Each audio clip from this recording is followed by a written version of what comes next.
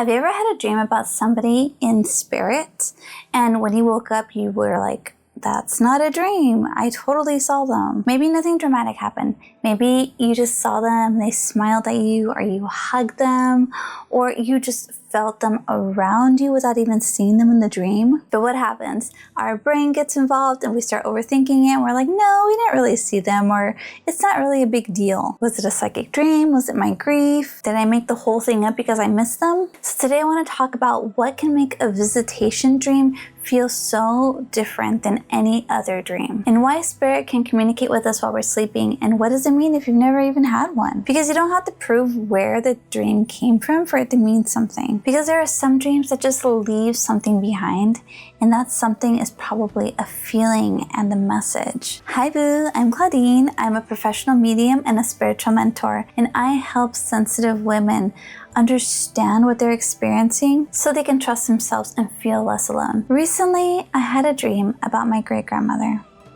This is very special because she is somebody who I have always felt was like a guardian angel to me, but I never got visitations from her. I just missed her and loved her, and I wished she would come into my dreams, and it didn't really happen. So I finally have a dream about her, and it's nothing that crazy. So I was dreaming, and in this dream, I saw the door of her house. Mind you, I haven't seen her house since I was a little girl, but in my dream, I knew that's her door. It was green. I don't remember if it's green or not, but in my dream, green door. And I said, oh, that's Mama Lupe's house. And as soon as I said that, I got transported into a car, and she was right behind me, and we were in the passenger seat, and I freaked out. I was like, oh my God, Mama Lupe, it's you. I finally get a visitation dream from you. Like, that's what I said in my dream. And I knew then that this was not a dream because I acknowledged this was real. It's kind of like a lucid dream when you know you're not dreaming, so you can start controlling it. That's what happened. So I snapped out of the dream state and I saw her, and she looked so beautiful. Her eyes were made up. She had lashes that were like touching the sky. Her lipstick, she had her black hair, and she looked so gorgeous. And I went in for a hug, and as soon as I went in for the hug, I woke up. But when I woke up, I knew that wasn't a dream. I felt that was her, and I still felt her energy. And even though she didn't talk, I knew that she was sending all this love to me. I felt it. Like, you can't deny the feeling. And then, this is the kicker. I told my grandma about this dream. Like, hey, I just had a dream about Mama Lupe, and she was so happy. And she's like, oh, that's great. Well, guess what? Today is the anniversary of your tío, your uncle's death. So, my tío, Mama Lupe's son, was killed when he was 17 years old, shot point blank in the park. And it was devastating, and it's kind of haunted our family forever. We always talk about him. For Dia de los Muertos, we have his photo all the time, and it's just a heartbreaking story of youth taken. That being said, my Mama Lupe would see him in spirit. He would visit her and stand by her bed. As she mourned and grieved the child that she lost, she had visions of him. And that gives me so much hope because I get that too. I'm the medium in the family, right? And I'm not the only one. That is so cool. It makes me feel less alone, so seen, so felt, so heard. And I thank my Mama Lupe for that. Whether it's a gift passed down or just somebody who trusts what's coming in, right? So I just wanted to share that little piece. But going back to the dream, when you wake up from a spirit visitation, you know it's not a dream. And then I shared this in my email, on my newsletter, and I got stories from other women who had very similar dreams, which is amazing. This is the most responded newsletter I've gotten so far.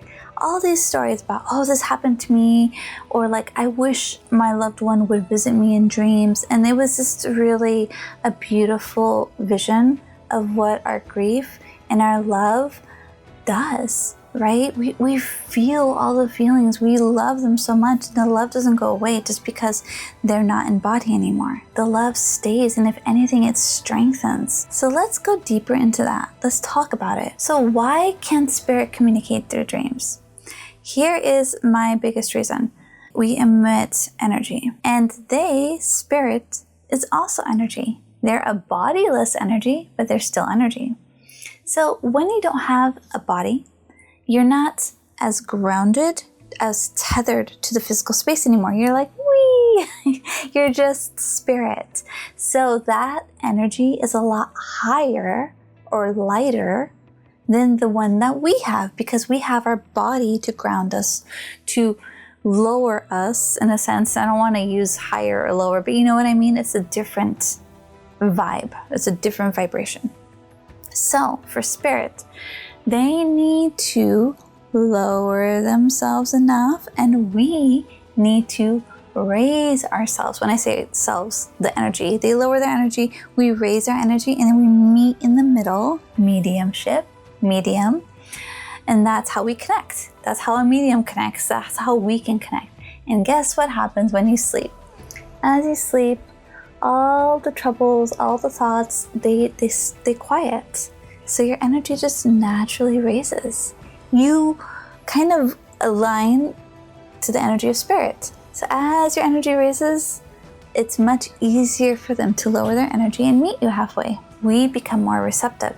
That's why our dreams are so abstract, because we are able to go into those spaces of feelings and emotions and intuition and all of that much easier asleep. And this isn't to say that every dream is a message, but what if it could be, right?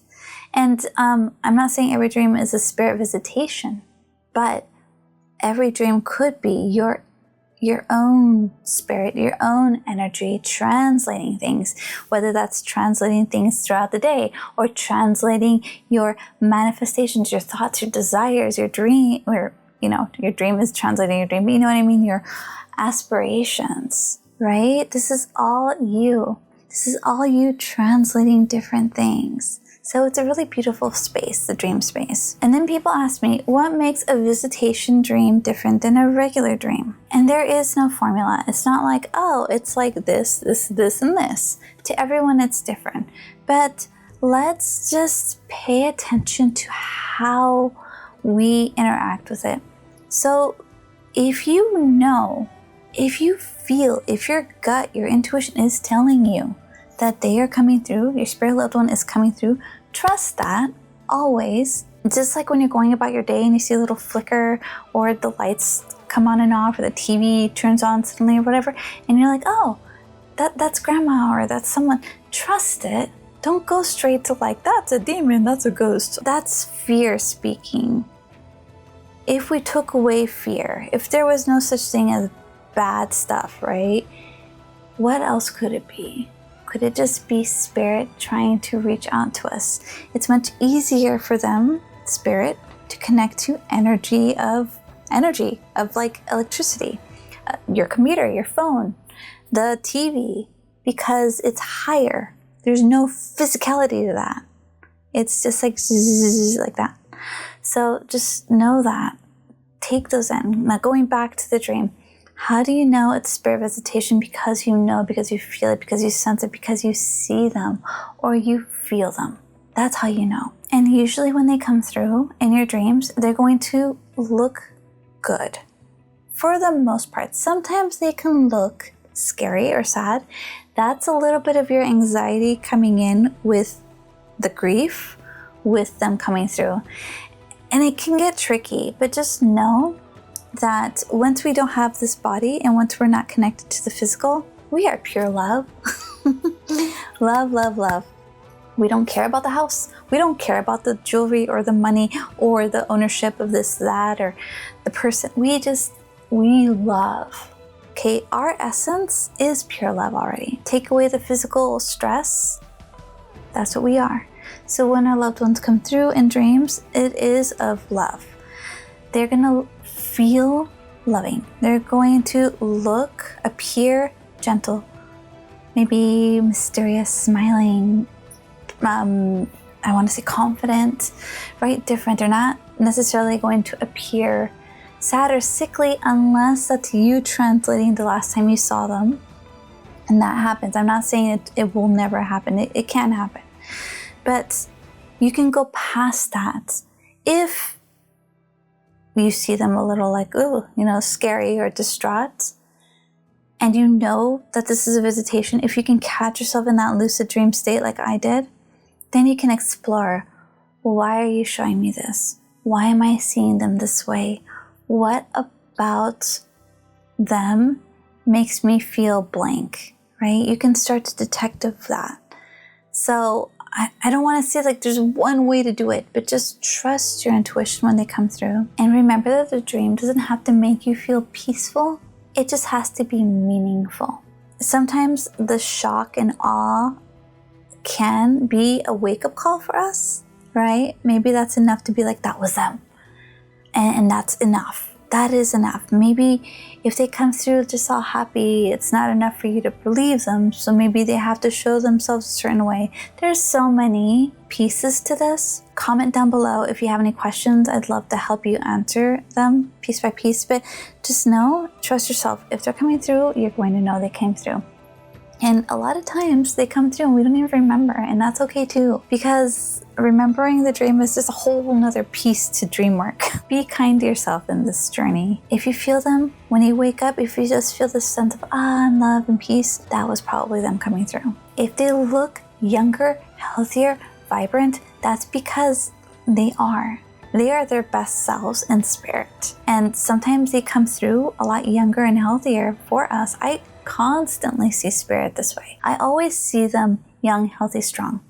Sometimes, initially, I'll see their weakened state just to see how they passed, right? Oh, if they're hunched over, they had arthritis, and I'm able to translate this and say, hey, did your loved one have, arthritis or something like that? Yes, they did. And then as soon as I see that, I'll see them healthy and strong and proud again. And a lot of times, they don't say anything. A lot of times, they just emote. Or they'll use ESP, like you'll get the thought in your head without them moving their mouth. It's interesting, but that is how spirit communicates. When I see them in mediumship form, right, I don't see them moving their mouth. They talk to me. They relay the message and I just translate it. So when they don't speak, it's okay. It's not because they can't speak. It's because you don't need them to speak. You are translating their essence. And let's go back to that piece of, what if it's only grief? What if I am sad? What if I see them in a certain way? Just remember that our thoughts and our feelings can affect our dreams as well. And if you're still holding on to a lot of grief, a sadness for them, that can come through in dream, and that's okay. Death is hard, and we don't talk about death. We don't talk about Bruno. We don't. No one wants to talk about it. We're just like, no, we don't want to upset anyone. And so we just tiptoe around it. So what? So we get stuck with our own emotions and we have no way to express them. And that's really frustrating. So just know that you're never going to get over death, ever. If anything, it just changes and metamorphosizes. It transforms into something else. Into a beautiful, I love to say death is like a scar. You have it, you see it, it's beautiful. You mourn over the beautiful skin that you had there before, but you say, oh, this is a nice scar, and I earned this scar. And you'll get more scars on, I don't know why I do this, because it's easy to see, but I'm just saying death is like a scar. You look at it, it looks jagged, scary, ugly, whatever, all of the above, but you know where that scar came from. And it has a lot of beautiful meaning. And there's a lot of love and compassion for that. And remember, grief can always be what opens the doorway. You see them in a sad way, but then you can see more later, more next time. You'll feel that connection. You'll wake up with peace and clarity, So again, don't be hard on yourself if you see the sadness. You're emotional, you're sensitive, it's okay. We all feel the grief, all of us. You're not alone in that. And what if you've never dreamed of your loved one? And this is so frustrating. And I get this. This has happened to me. I've been wanting to dream of them. I've been wanting to dream of them and I can't and I haven't. And like for my great grandma, years before I had a dream of her. And I was so angry. I'm like, why? Why doesn't she want to come through to me? Like, what am I doing wrong? Why does she not like me? Or, all of the above. We just have these feelings. Just remember it's a timing thing. And a memory thing. They might have come through and you didn't realize it. When you wake up refreshed, feeling great, feeling love, what if they had come through and you just didn't remember, right? That's one possibility. Another is the grief is too strong for them to come through in that way, for you to not feel more grief. Sometimes if they had come through too soon, you just feel sad again. You'd miss them more. So we do have to, in a sense, be in a good state for us to receive them sometimes. And we're all different. And sometimes you are getting visitations from them, just not in dream form. Like again, the flickers, the electricity, the static, the feeling, the touches, the smells, right? Pay attention to those because those are just as valid. Dreams are just an easier way to see them, right? You see them in their dream and you're just like, oh my God, they were here. But don't invalidate the other forms of visitations that you're possibly getting. And if you have that spirit visitation dream, don't overanalyze it. Write it down somewhere and just sit in that feeling like, this feels so good. If it feels good for you, you can tell loved ones. If it feels weird for you, write it down. Just tell somebody, whether it's your notebook, your loved one, them, speak out loud to them, like, thank you for coming through. That was amazing. I felt so great. Thank you for coming through. That was hard. I miss you. Just know I love you. It's not what was being said. It's how you felt. They're just coming through to support us. They are always with us. Our spirit loved ones, always with us. Always. They're like the little angels on your shoulders. They're always with you, supporting you and loving you. And when you can see that, it's really great. It's really confirming. So those are just like little special extra, icing on the cake kind of thing. And this is why I feel like being your own medium is more beneficial than coming to someone like me who's a medium. And don't get me wrong, please come to me. I love to help. But I'm such an advocate for finding it yourself, for doing it yourself, for connecting to spirit yourself. Every day should be Dia de los Muertos. You should always be able to communicate to them. Always. Because guess what? Dead people are just going to keep piling up. We're going to join them one day. And I really feel like we're all connected because we're all made of energy. You don't need me to do it. I would love for you to come to me, but let me teach you how to do it for yourself. So was it a visitation? Was it a psychic dream? Was it just a dream? You'll never know. But trust yourself in the hunches that you're getting. If it feels like a visitation, it probably was. Don't be so hard on yourself. See it as that little gift, that treat. And if this feels good and you want to explore more and you want to go deeper into your own self-trust, into your own intuitive development, I have my free school, link is down below, the Inner Compass. So I named it Inner Compass because we are our own compass. We know what's best for us. Always. And I want to teach you to strengthen that through self-trust quests. You're invited. Join with the link down below. And if this helped, please like and subscribe for more videos on how to strengthen your intuition and trust yourself. So remember, boo, spirit is calling. Will you answer the call? Ding!